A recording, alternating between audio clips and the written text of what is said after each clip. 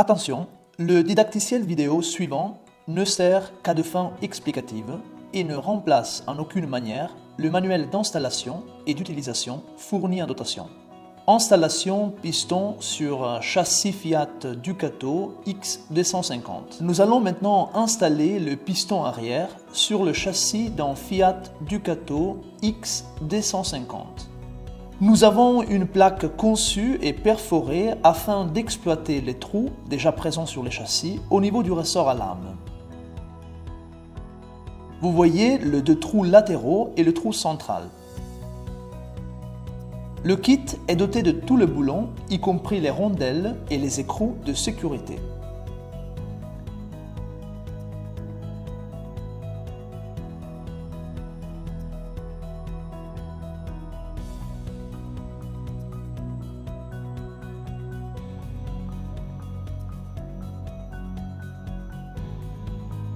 Nous vous fournirons également en dotation un étrier déjà fileté que nous allons introduire dans le longeron du châssis au niveau du support du piston.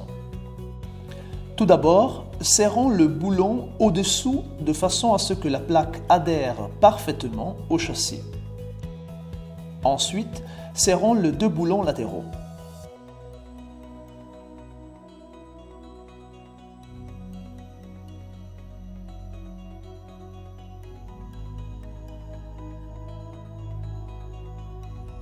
Lorsque l'étrier est dans la bonne position et qu'il a été bien fixé, plaçons le piston en le fixant par la contre-bride déjà soudée au corps grâce aux boulons ayant été eux aussi fournis en dotation.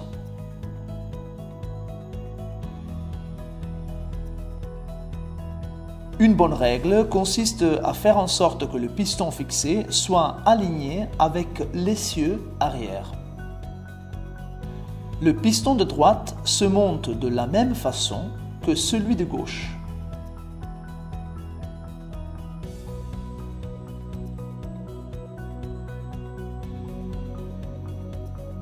Essieu avant. Par rapport aux pistons arrière, pour le piston avant, nous avons deux conditions différentes, à gauche et à droite. Pour pouvoir monter l'étrier de droite, nous allons couper en filets et effectuer 3 trous. Nous allons maintenant placer l'étrier et marquer les 3 trous à effectuer.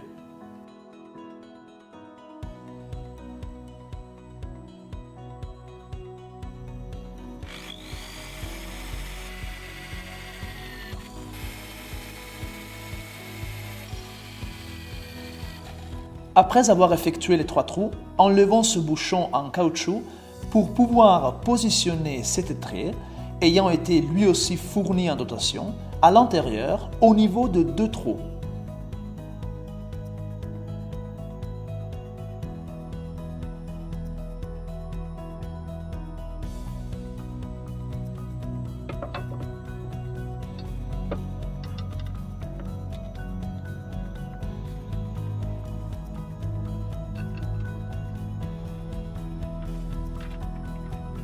Dans le cas d'un moteur Euro 5, pour monter le piston de droite, il faut déplacer les éléments de fixation du catalyseur vers la gauche de cette manière, à l'aide d'un levier.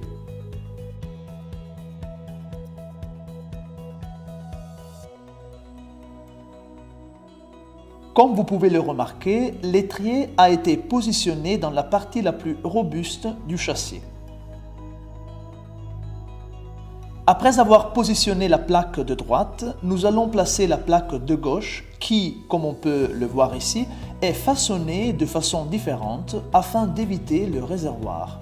Pour fixer la plaque de gauche, nous devrons enlever cet élément de fixation pour libérer la surface et permettre à la plaque d'y adhérer parfaitement. Nous allons maintenant positionner la plaque qui va vous servir de gabarit pour marquer les 3 trous.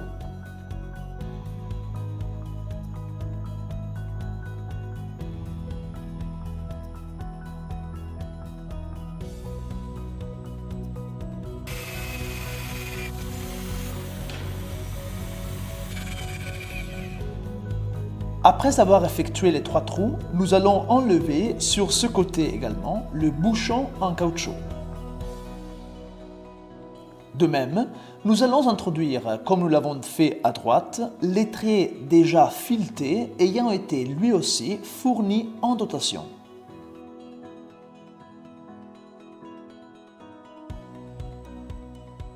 À ce stade, nous préférons coupler, déjà à terre, la bride à son piston, afin de ne pas devoir trop desserrer le réservoir.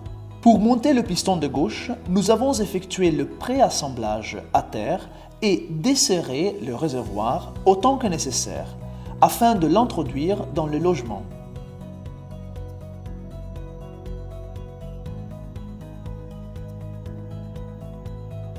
Maintenant, nous pouvons commencer à monter également le piston de droite sur l'étrier.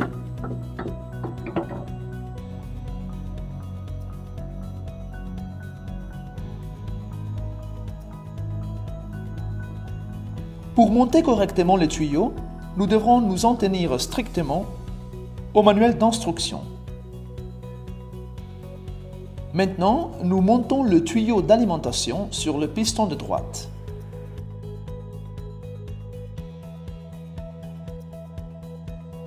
L'autre extrémité du tuyau sera marquée avec le sigle C1 que nous allons retrouver sur l'unité de commande.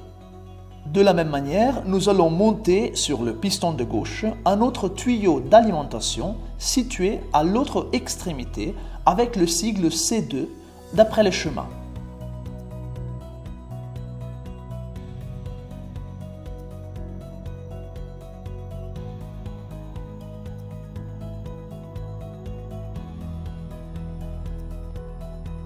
Maintenant, nous allons relier le tuyau de retour du piston de droite à celui de gauche.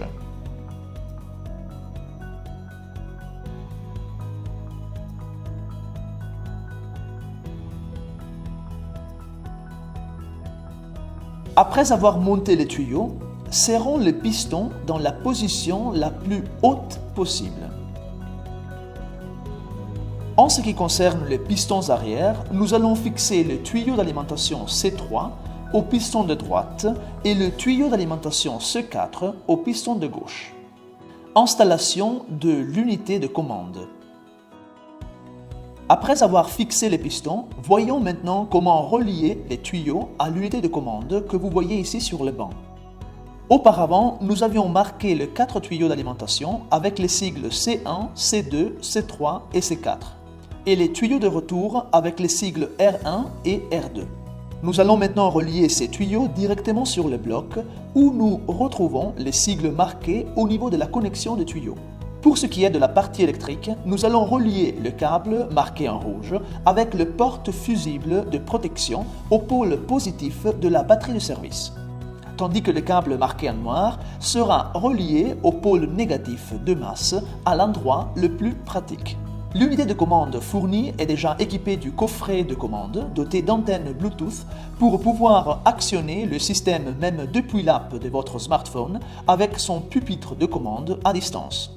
Nous voilà sur le moyen où nous avons installé l'unité de commande en la positionnant avec l'étrier à la base du camping-car. Tous les tuyaux d'alimentation, de retour et les câbles électriques arrivent ici à travers un trou, pour être ensuite reliés à l'unité de commande, comme cela a déjà été expliqué.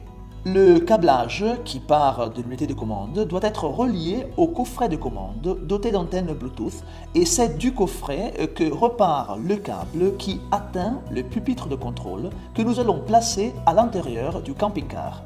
Dans le cas d'un problème électrique du véhicule, nous pourrons quand même retirer le piston en actionnant manuellement la pompe. Pour ce faire, desserrons tous les 5 bouchons des électrovannes, enlevons les rondelles d'épaisseur et vissons les bouchons tout en veillant à bien les serrer. À ce stade, nous pouvons actionner manuellement la pompe. Recommandations fondamentales. Afin de garantir le bon fonctionnement du système, il faut impérativement effectuer ces actions. Identifier un wagon fermé, protégé des intempéries et des salissures et situé dans une position assez centrale sur l'un des 2 côtés du camping-car. Si on ne dispose pas d'un wagon fermé ou d'un double fond voué au positionnement de la pompe, vous pouvez acheter le kit extérieur de fixage de la pompe. Orientez l'unité de commande de manière à ce que la pompe manuelle d'urgence et le déblocage d'urgence placés sur les électrovannes soient autant que possible à portée de main et avec un rayon d'action convenable. Faites en sorte que même le bouchon pour la remise à niveau de l'huile hydraulique du réservoir puisse être facilement atteint. Le boîtier de puissance doit être positionné le plus proche possible de l'unité de commande hydraulique. Attention, suivez attentivement les instructions de montage car pour le bon fonctionnement du système, il est absolument nécessaire de respecter l'orientation et la direction du boîtier, comme indiqué ci-dessous. La mention Front doit se trouver dans le sens de la marche du véhicule. La boîte doit être fixée en position renversée comme indiqué par la flèche Up. Reliez la masse au contact du frein à main, tiré, marqué par la lettre H-. Reliez le câble d'alimentation D+, à la console de démarrage du véhicule pour permettre le levage automatique des pistons, lorsque on essaie de démarrer les moyens nivelés au préalable.